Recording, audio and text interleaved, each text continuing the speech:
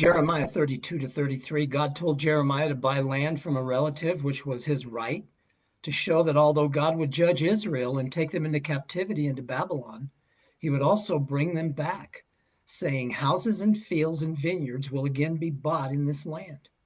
Jeremiah spelled out that God had miraculously brought Israel into the land, but they had disobeyed and rebelled against him, thus judgment. Listen to what God himself says. Behold, I am the Lord, the God of all flesh. Is anything too difficult for me? God says when he brings them back, I will put the fear of me in their hearts so that they will not turn from me. This is an inside job that God works in believers. Do you have this healthy fear or reverence for God in your heart? Are you born again? This is a good thing. God says, call to me and I will answer you, and I will tell you great and mighty things which you do not know. I often refer to this as God's phone number, Jeremiah 33:3. God is encouraging us to call him today, to call unto him today. God promises Israel that in the land there will again be joy and gladness, and people saying, give thanks to the Lord of hosts, for the Lord is good, for his loving kindness is everlasting. I can remember standing in the back of a church years ago, hearing about the promises of God and the goodness of God. I said in my heart, this is not true for me personally right now. You, God, are not my all in all, and I do not trust you or believe your promises, but I want it to be that way in my life.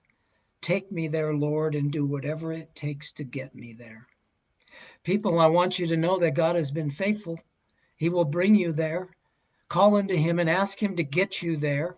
That's what he wants to do in your life. Now listen how he does it. In those days and at that time, I will cause a righteous branch of David, yes, Messiah, Jesus Christ, to spring forth, and he shall execute justice and righteousness on the earth. This is how God does this as an inside job. Receive Christ, fellowship with him on the inside. He is faithful and he will do it. Hebrews chapter 1. Now, what a blessing we have before us, the book of Hebrews. God, after he spoke long ago to the fathers and the prophets in many portions and in many ways, in these last days has spoken to us in his Son, whom he appointed heir of all things, through whom also he made the world.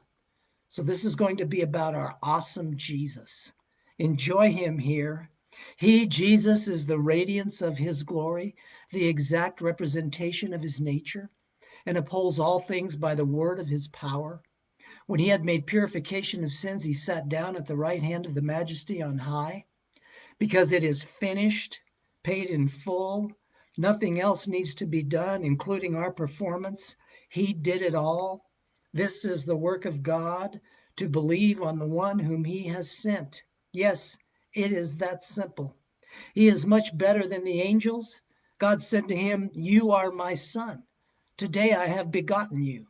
You will be born as the God-man, as my son.